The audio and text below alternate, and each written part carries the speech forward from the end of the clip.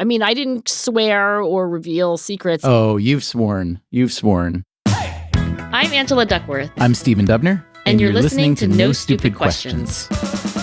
Today on the show, what's so gratifying about celebrity gossip? I hope that I don't get sucked into this illusion that most people are walking around in 5-inch heels and spent 3 hours in hair and makeup.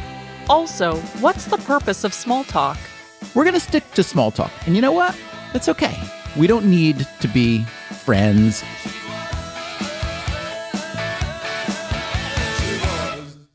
Angela, you have mentioned in the past that you love reading Us Weekly magazine, and I believe cover to cover is the phrase you used. Correct. I read Us Weekly weekly.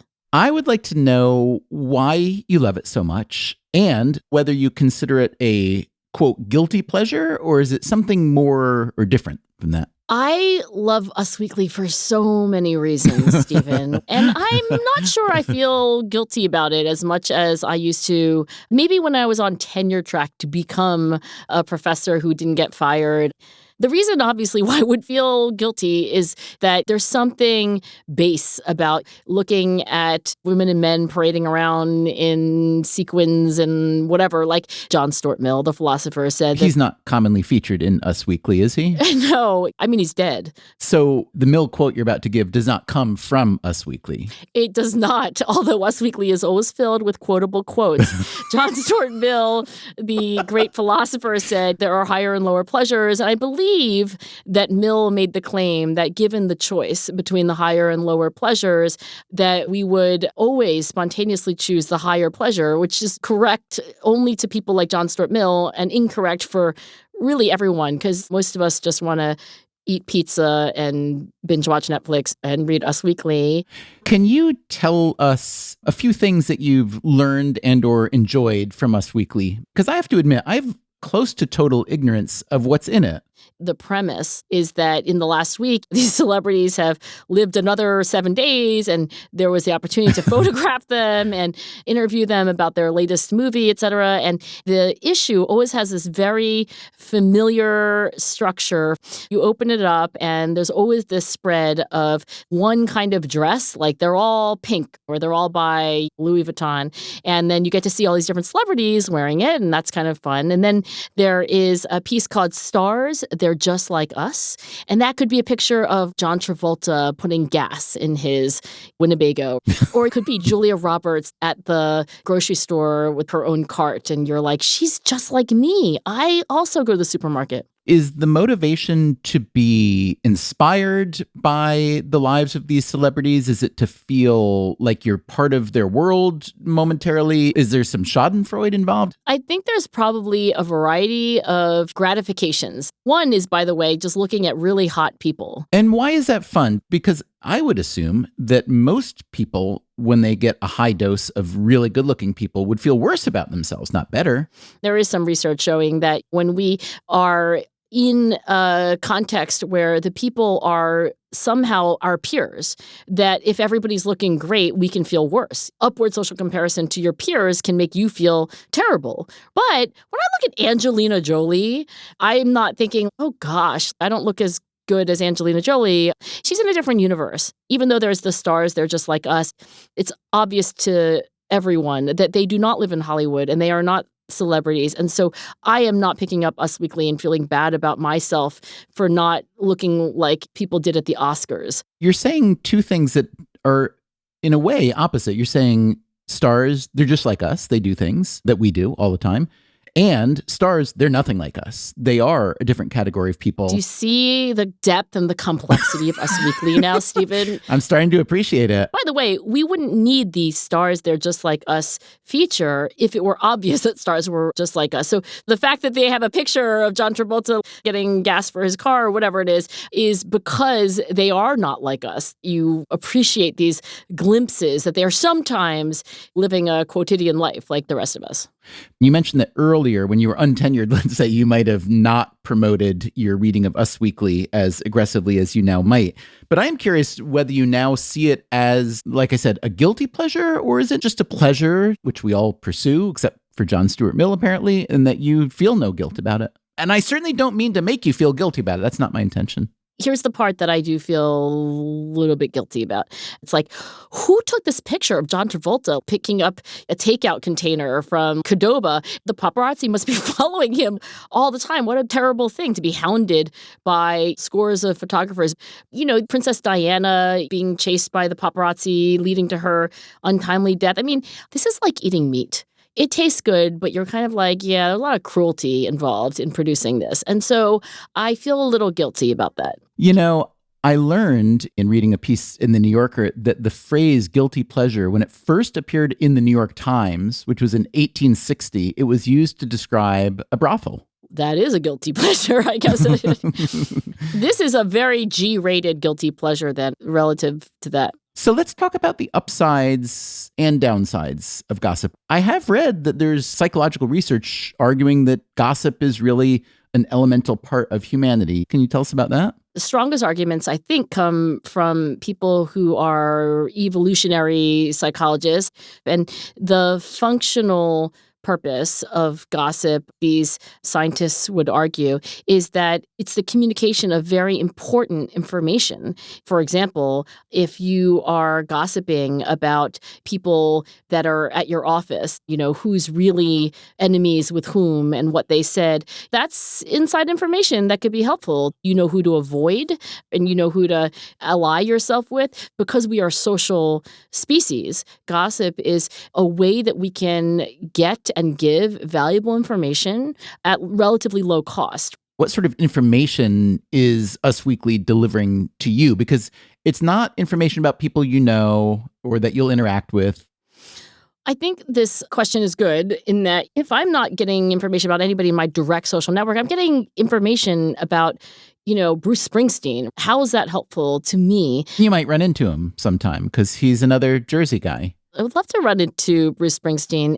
I don't think I will. So the question is, what function could gossip have? It could be that we have this instinct to gossip that is being played out in the form of reading Us Weekly, but actually that's not good for us. It's just that we have this evolutionarily conserved tendency, much like craving for fat, salt, and sugar had its evolutionary origins. It's kind of getting us into a lot of trouble right now. So you don't have to actually have a function which is contemporary for reading these gossip rags. But you're making an argument against your consumption of gossip. Well, okay, but here's an argument for it, and this is plausible. This was made by Roy Baumeister and Kathleen Voss and their collaborators, and they argued that gossip is a form of cultural learning where these anecdotes, say you read a story about J-Lo reuniting with Ben Affleck, and you get this little snippet of what people are saying about it and what they've said, that in this story of these two people that you will probably not meet, you are getting social rules in narrative form. And so the valuable information you're getting is like, how does society work? What's frowned upon? What's approved? How should we behave? How will other people think? And you're getting it with these superstar actors and actresses in their actual lives. So it's social information about norms in this story form where, as a bonus, you get to see pictures of them and they tend to be attractive and live exciting lives. But one could argue a lot of gossip is not at all valuable information and, in fact, can be hurtful to people. Consider it from the perspective of, let's say, Angelina Jolie. You get to consume it, and it's relatively cost-free for you. You might feel a little bit guilty, but to be a person who is gossiped about all the time, whenever they're gassing up their Winnebago or shopping or getting in a fight with their mate, that seems like close to pure downside to me. That's the reason I feel some guilt. It is kind of terrible. Maybe it's not kind of terrible. Maybe it's just terrible. And I am ignoring all that while I read it. And a lot of gossip is unverified, right? Can I just tell you, Steve, in the pantheon of rags on celebrities, Us Weekly is legit. There are ones I wouldn't be caught dead with. So I just wanted to defend my tabloid as being the better of the tabloids. Let me just throw an old cautionary tale out there, though. I've read a story about when polio was still raging in the U.S., and there were these vaccine trials, including one from Jonas Salk. And Walter Winchell, who you may know, was considered kind of the founding father of celebrity gossip, Walter Winchell had learned something about the Salk trial, and he broadcasted, "Attention, everyone. In a few moments, I will report on a new polio vaccine. It may be a killer," meaning not killing polio, but killing people.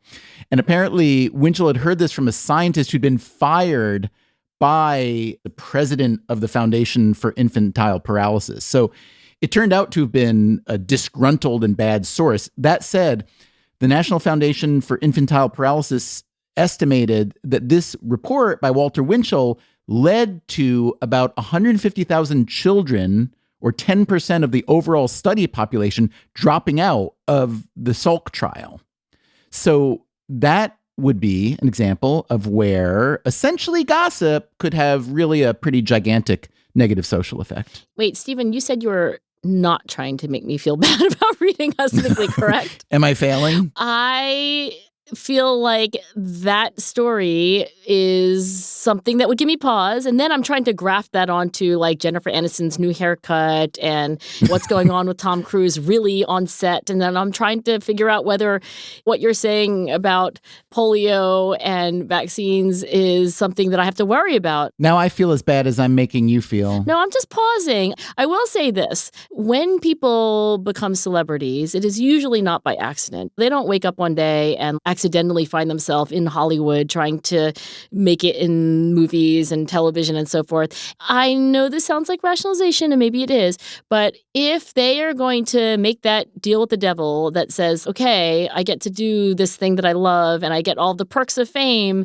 and the cost of it is that I will be photographed at the checkout in my supermarket and occasionally untruths will be said about my last boyfriend. I feel like if they are signing that contract, then it is within my human rights to, I don't know if I really believe that. I can't even finish a sentence.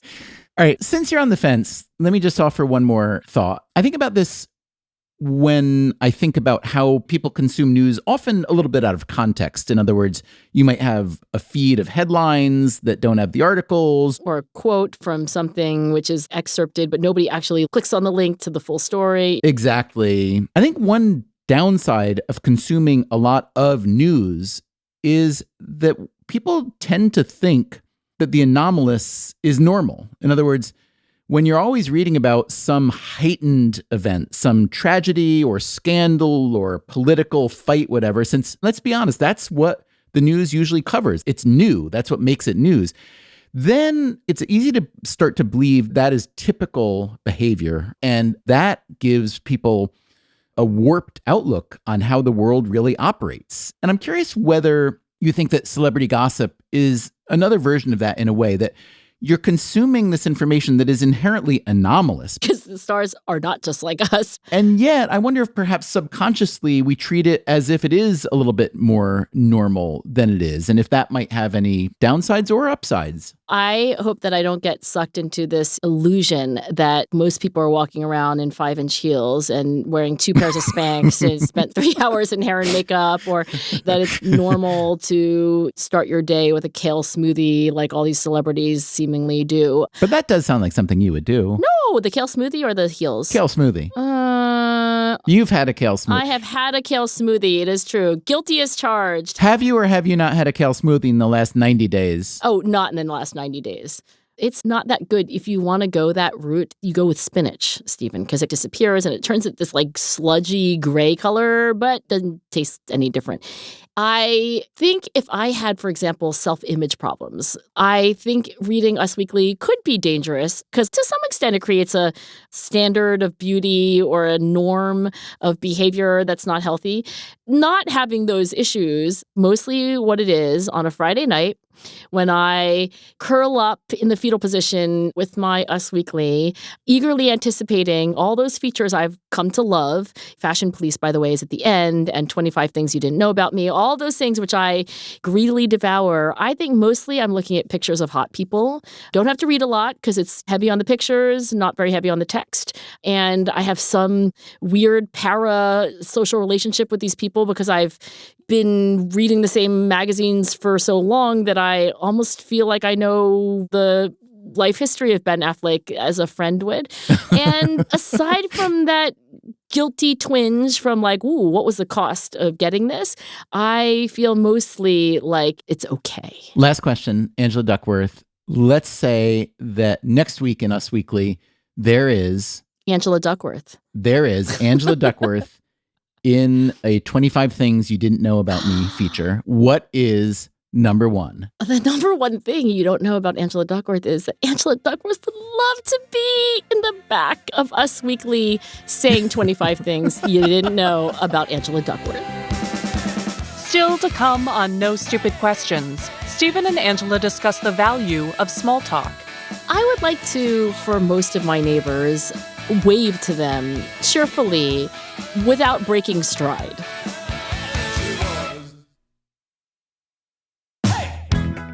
Stephen, I have an email here from a listener named Yvonne Couch. Does that ring a bell? I believe she has had a question of hers answered before on this show. Is that true? Correct. She may be the first person to have 2 questions addressed on No Stupid Questions. So we should send her a Pez dispenser? At least a mug. So Yvonne asks, what is the point of small talk? Don't get me wrong, I love a good natter about the latest No Stupid Questions episode or whatever random podcast I've recently found. But the hi, how are you? I'm fine, thanks, how are you? That really baffles me. Terry Pratchett, in one of his books, said it was just noises one human makes to another to say, I'm alive, and so are you.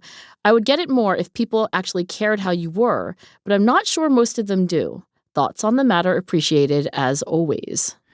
Interesting. So we should distinguish. This is small talk and not gossip necessarily, correct? Although I guess gossip could be small talk. I think actually Yvonne is not talking about the kind of gossip that we were talking about, because small talk is almost this formulaic, like, hey, how are you? I'm fine. How are you? How's the weather? Kind of humid, that kind of thing. Although I could imagine that gossip could constitute small talk on occasion. Like, can you believe what so-and-so said, some public figure said? You could have that conversation even with someone you didn't know well, theoretically. Perhaps, but I think this is more about, like, I was just reading this interview with Alice Waters, and the very first question the interviewer asked her is, how are you? And she responded, I've never been able to answer that question the way you're supposed to, because what I'm supposed to say is, oh, great, beautiful day. And that's always been an existential question for me. So she actually takes it seriously. So I think Yvonne is asking about these automatic pleasantries. If you ask another person what they think about some politician's last statement, that's not small talk. I think that's what scientists would call substantive talk. Small talk versus substantive conversation is a topic that scientists are really interested in large part because it looks like small talk is much inferior to substantive conversation when it comes to happiness. So you're saying the people who engage in small talk often are less happy on average than the people who engage in substantial conversation? Well, I think the most convincing evidence about the benefits of substantive conversation, like you're really having a conversation and you're thinking about what you're saying and it's not formulaic and it's not just skimming the surface of things. The most convincing evidence for this comes not from small talkers versus substantive talkers, but more that even within a person's day, they might have more substantive conversations, they might have more superficial conversations, and within-person research on this is even more convincing. How much do you think, however, that might be driven by the fact that small talk is usually engaged in with people that one doesn't know very well, whereas more substantive conversation is with people that you do have a deeper relationship with? So wouldn't it be possible that the different levels of happiness are more connected to your different level of connection with the person you're talking to? Yeah, I think that's actually a really good point. You want to make sure that it's really the conversation itself that's moving your feelings around. And there have been some experimental studies where you can get people to be self-disclosing, vulnerable, talking about deep things that are emotional and close to your values and so forth. And that tends to make relationships better and and get people to feel more like they like the other person, that there's intimacy there. And those experimental research findings are so important because of what you just said, because otherwise you can think of a million reasons why small talk would be just correlated with less well-being. Unless the person you're speaking with finds out later that you were lying about those revealing things that you said. Yeah, I don't know that anybody's actually studied that, Stephen. Let's do it. Let's lie to people and see what happens.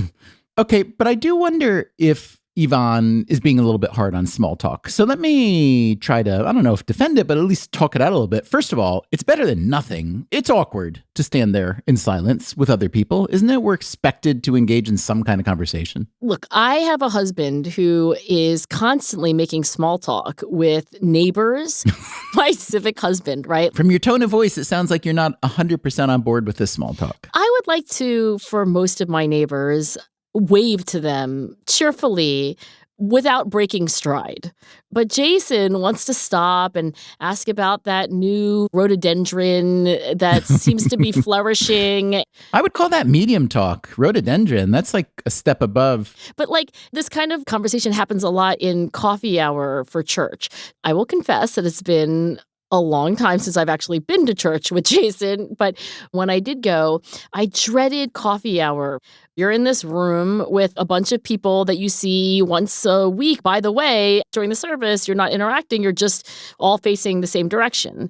So you don't really know each other. And I found myself dreading this small talk pleasantry like, oh, Gloria, I just love that blue dress. And what a pretty hat you have. And it was always a charade almost of intimacy. I would just go to the bathroom and spend as much time washing my hands as possible and then come back when I needed to. Maybe it was more about you did not want to engage further in that community. And therefore, it was capped at small talk for you. Whereas theoretically, if you'd been more enthusiastic about that community per se, no judgment here, that maybe it would have turned into, because, you know, I get the criticism of small talk, no doubt. But I also think that it is a starting point. If the small talk goes well with a particular person or group of people, then it'll get deeper. I'm thinking of this friendship formation I'm in the middle of right now. There's this guy that I know, and I've chatted with him 5 or 10 times, and it started as pure small talk. Who is this person? He's actually a golf buddy who I met playing golf. And our level of conversation was extraordinarily superficial for the first several times. But then after about 5 or 10 of those, I found us talking about deeper things. It was a very natural progression. It felt kind of like you're starting in the shallow end of the pool, and now we're doing like the linguistic version of these full twisting triple pikes off the high dive.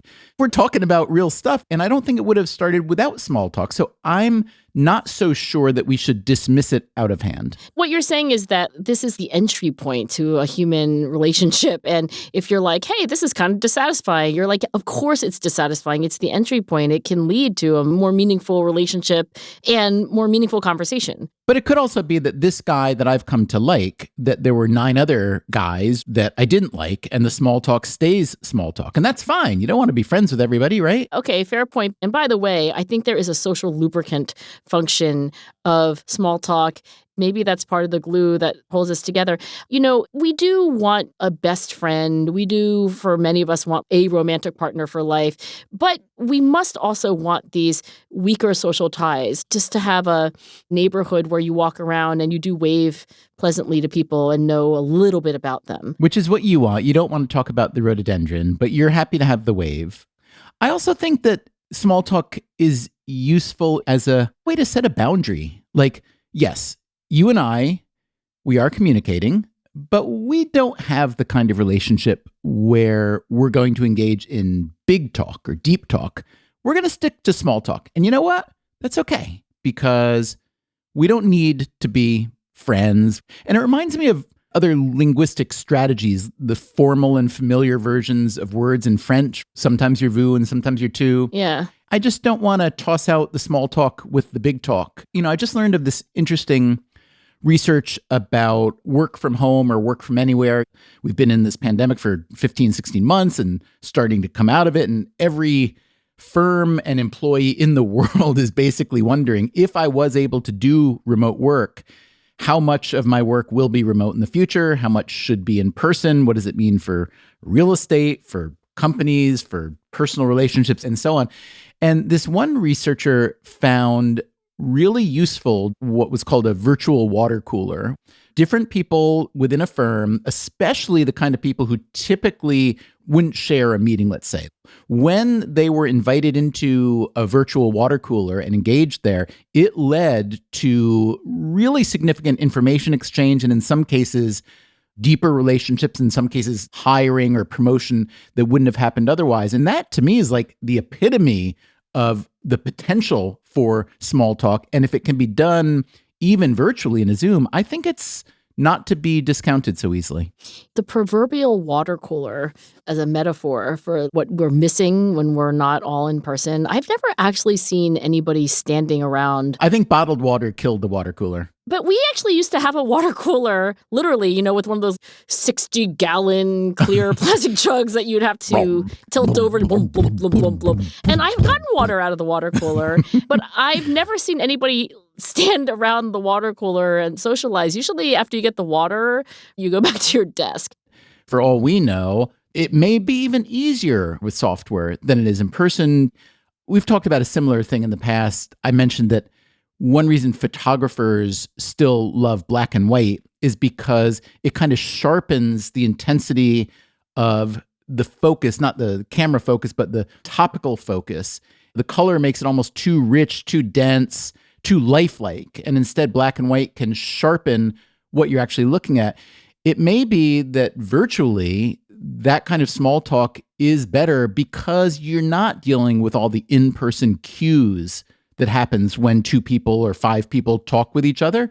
And you can actually focus instead on the content of what's being said. And maybe that content actually builds stronger ties. Maybe that's why Yvonne is so frustrated, is because when you're in person talking small talk with someone, you kind of know that you're killing time and you're not really affording the opportunity to make it slightly bigger talk. But look, Yvonne maybe should just move somewhere. Small talk is not universal. It is not popular everywhere. Are there cultures that don't have small talk? Well, first of all, I think America is a world champion in small talk. Are we really? There is a Brandeis psychologist named Andrew Malinsky who's written about how people from other countries are often surprised at how important small talk is in the U.S.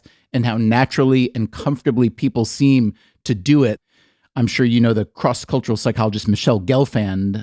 She's talked about the difference in national cultures being either generally loose or tight, and the U.S. is pretty loose. And so that would make sense that we are willing and even able to engage in some kind of conversation, even with people we don't know at all, and even if the conversation is not going anywhere.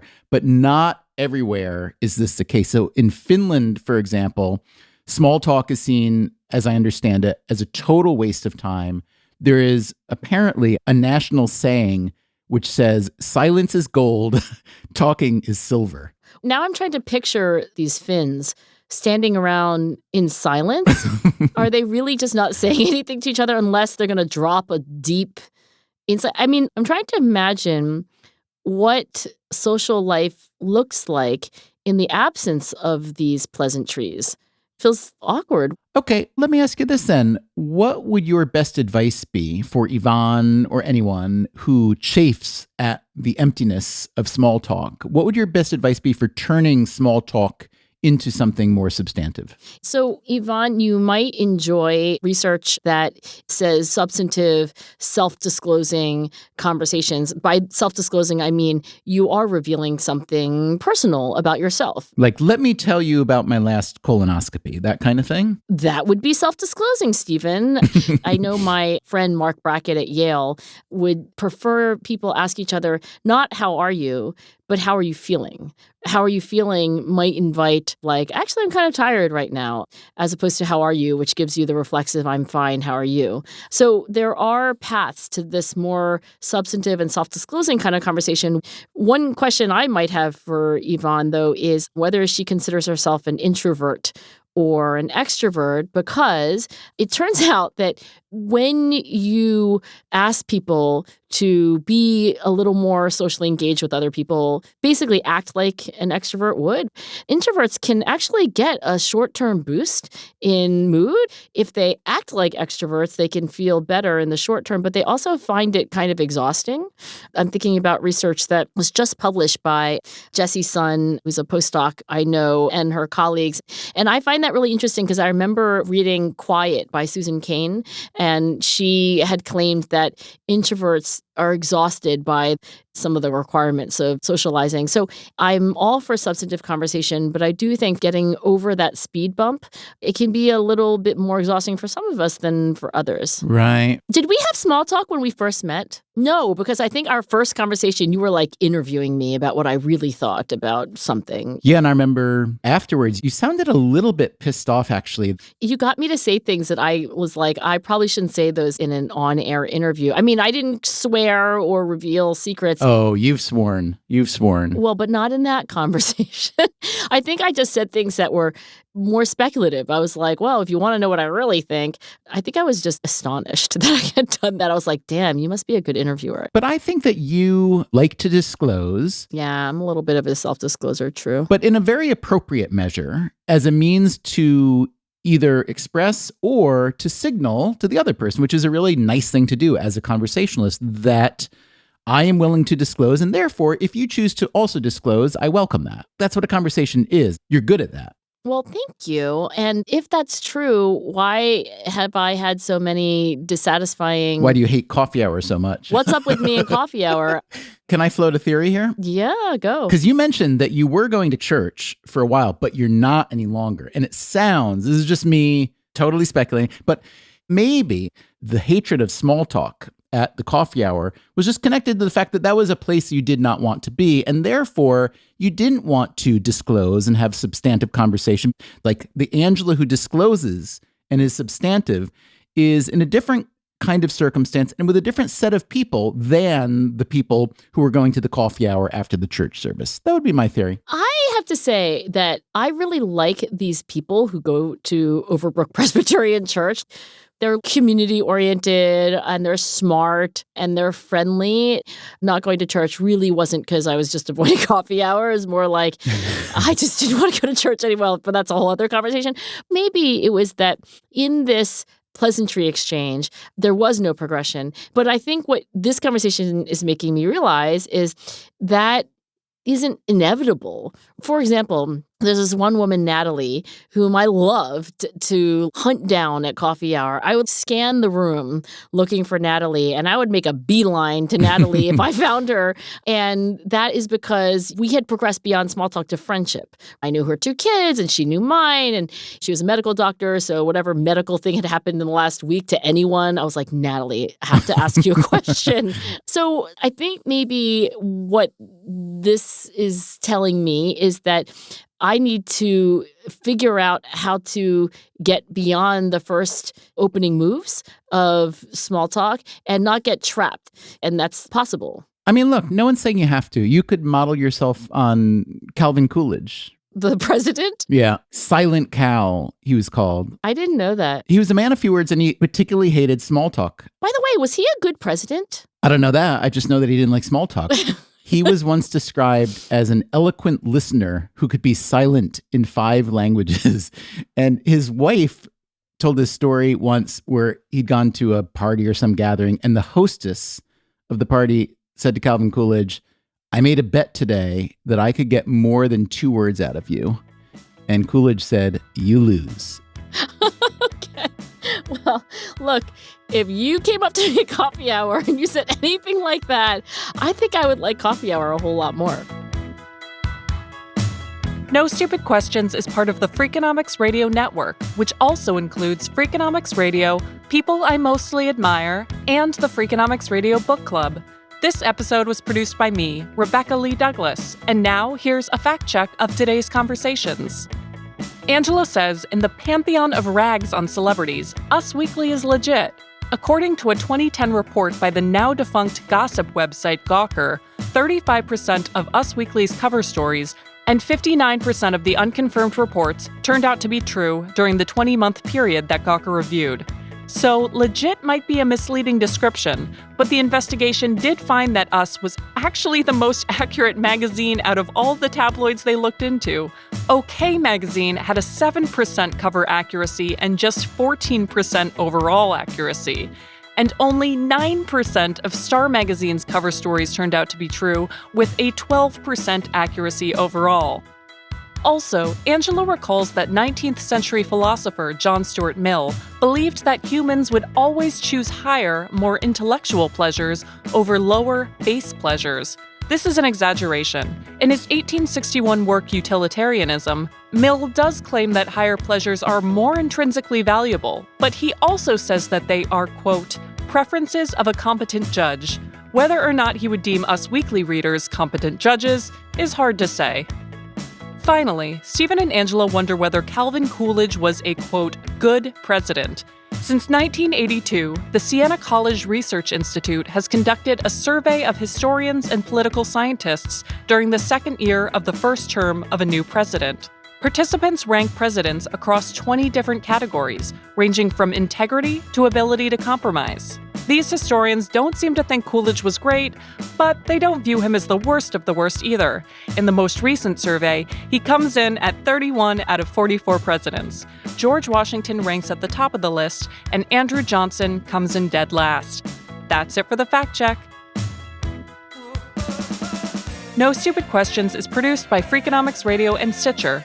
Our staff includes Allison Craiglow, Greg Rippin, James Foster, Joel Meyer, Trisha Bobita, Zach Lipinski, Mary DeDuke, Brent Katz, Morgan Levy, Emma Terrell, Lyric Bowditch, Jasmine Klinger, and Jacob Clementi. Our theme song is And She Was by Talking Heads. Special thanks to David Byrne and Warner Chappell Music. If you'd like to listen to the show ad-free, subscribe to Stitcher Premium. You can also follow us on Twitter at NSQ_show and on Facebook at NSQ Show. If you have a question for a future episode, please email it to nsq@freakonomics.com. And if you heard Stephen or Angela reference a study, an expert, or a book that you'd like to learn more about, you can check out freakonomics.com/NSQ, where we link to all of the major references that you heard about here today. Thanks for listening. I'm just picturing Darcy from Pride and Prejudice. And I'm like, dude, if Calvin Coolidge has Us Weekly looks and he says things like, you lose, he could be a really hot lead in a romantic comedy.